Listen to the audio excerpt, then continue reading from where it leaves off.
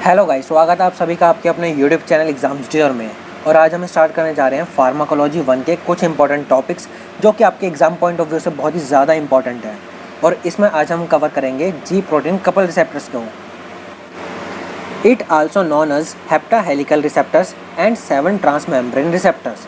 अब हमारा जी protein couple receptors को ही हम हेप्टा हेलिकल रिसेप्टर्स के नाम से जानते हैं और 7 ट्रांसमेम्ब्रेन रिसेप्टर्स के नाम से भी जानते हैं। नेक्स्ट पॉइंट आता है जी protein stand for guanine nucleotide binding proteins. अब यहाँ पे हमारा जो जी प्रोटीन है, जी जो है वो हमारा स्टैंड करता है ग्वानिन न्यूक्लियोटाइड के लिए, ठीक है। नेक्स्ट पॉइंट आता है इट इज़ सरफेस रिसेप्टर्स। ये जो होता है हमारा सरफेस रिसेप्टर्स होता है। अब इसका क्या मतलब है कि ये जो हमारा सेल मेम्ब्रेन है, ठीक है, ये हमारा सेल मेम्ब्रेन है और ये जो हमारा सेल मेम्ब्रेन के सरफेस पे हमारा प्रेजेंट होता है, ठीक है। It has 3 intracellular and 3 extra cellular loops.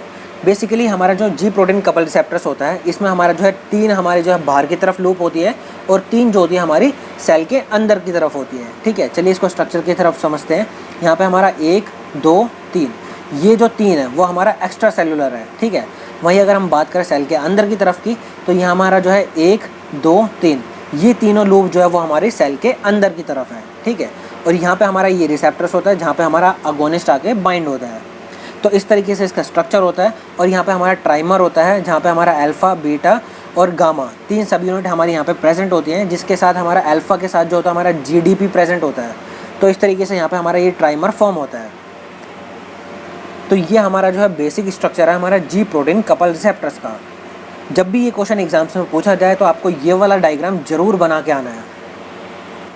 चलिए नेक्स्ट अब हम बात करते हैं जी प्रोटीन कपल रिसेप्टर्स के मैकेनिज्म की कि किस तरीके से हमारा जी प्रोटीन कपल रिसेप्टर्स अपना एक्शन शो करता है।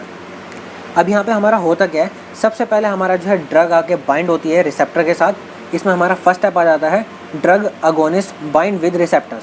ये जो हमारा रिसेप्टर्स है इसके साथ हमारे ये अगोनिस्ट हमारा ब्लू कलर का आके बाइंड हो जाता है। अब यहाँ पे हमारा ड्रग जो है उसको हम अगोनिस्ट भी कहते हैं, उसको हम लिगेंड भी कहते हैं, ठीक है। तो उसको दोनों नाम से जाना जाता है। अब यहाँ पे आप अगर अगोनिस्ट लिख लें तो भी ठीक है और यहाँ पे अगर लिगेंड लिखा हो तो भी आपको कहीं भी कंफ्यूज नहीं होना है। अब यहाँ पे क्या होता है, सबसे पहले हमारा जो ड्रग है वो आके बाइंड होती है रिसेप्टर्स के साथ एंड सेकेंड स्टेप आता है current flow through the loop and activate ji protein. अब ये जो हमारी लूप्स है, अब जैसे हमारे रिसेप्टर पे हमारा जो है अगोनिस्ट आके बाइंड होगा तो इन लूप्स में हमारा जो है करंट फ्लो होना स्टार्ट हो जाएगा।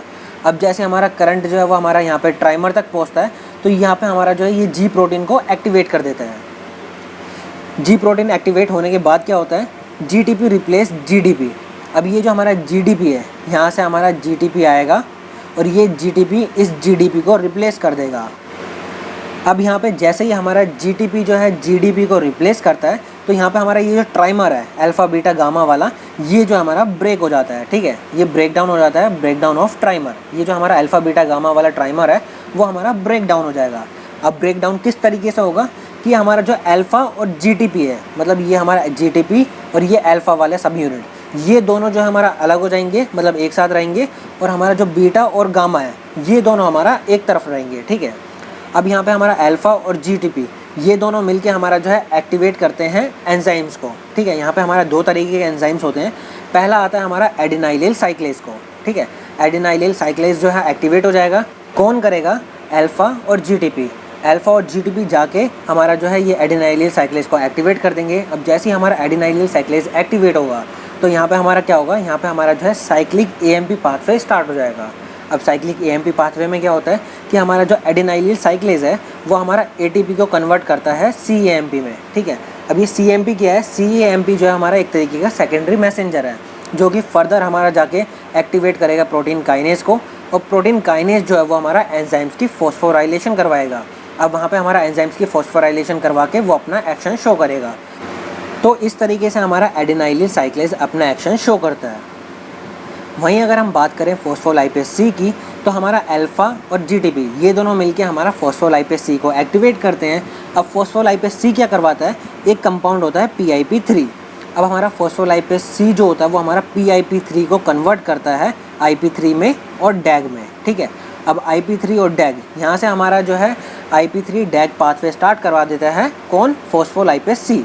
यहाँ से हमारा जो है IP3 डैग पाथवे स्टार्ट हो जाता है।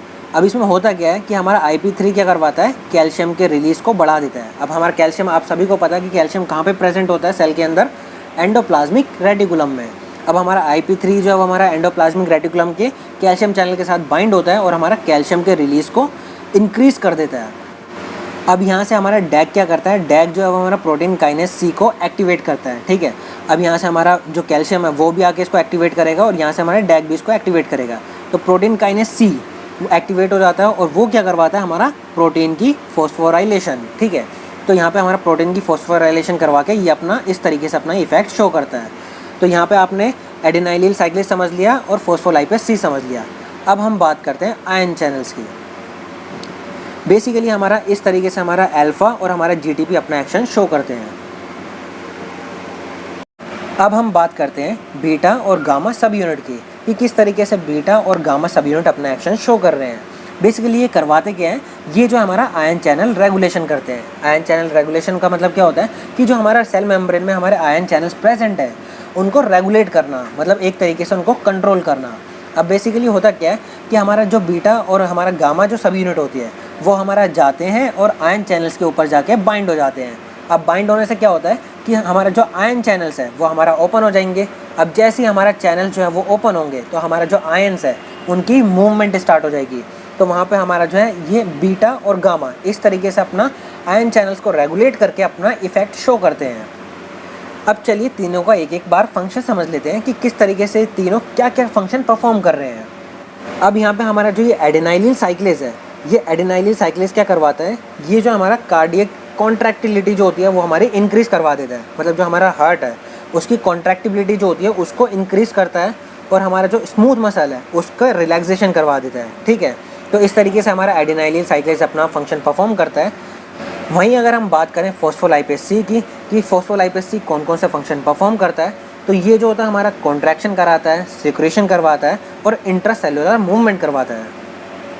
वहीं अगर हम बात करें आयन चैनल रेगुलेशन की, कि आयन चैनल रेगुलेशन के कौन कौन से फंक्शन होते हैं, तो आयन चैनल से बेसिकली होता क्या है कि हमारी बॉडी में हर ऑर्गन में आयन चैनल्स प्रेजेंट होते हैं, ठीक है। अब हमारा आयन चैनल्स रेगुलेट कैसे होते हैं कि जैसे समझ लीजिए आपका हार्ट है, हार्ट में भी आयन चैनल्स है, आपके स्मूथ मसल्स हैं वहाँ पे भी आयन चैनल्स प्रेजेंट होते हैं, ठीक है। अब यहाँ पे क्या होता है कि अगर हमारा आयन चैनल्स जो होता है हम ओपन करवा देते हैं, ठीक है। मान लीजिए हार्ट में हमारा जो है कैल्शियम वाले चैनल्स हैं, ठीक है, कैल्शियम भी एक आयन है तो उसके भी हमारे चैनल्स प्रेजेंट होते हैं। हमारा हार्ट के अगर हम कैल्शियम चैनल्स को ओपन करवा देंगे तो वहाँ पे हमारा जो है कैल्शियम का इन्फ्लक्स ज़्यादा होगा, मतलब हमारा कैल्शियम की एंट्री ज़्यादा हो जाएगी। अब अगर हमारा कैल्शियम की एंट्री बढ़ेगी तो कैल्शियम क्या करवाता है, कॉन्ट्रैक्शन करवाता है, ठीक है। तो हमारा हार्ट का जो कॉन्ट्रैक्शन होता है वो हमारा स्ट्रॉन्ग हो जाएगा, मतलब बढ़ जाएगा। तो इस तरीके से हमारा ये जो है हमारा बीटा और गामा सब यूनिट अपना एक्शन शो करते हैं, ठीक है। बेसिकली बीटा और गामा सब यूनिट हमारा आयन चैनल्स को रेगुलेट करते हैं और आयन चैनल्स जो होते हैं उनके खुद के अपने फंक्शंस होते हैं।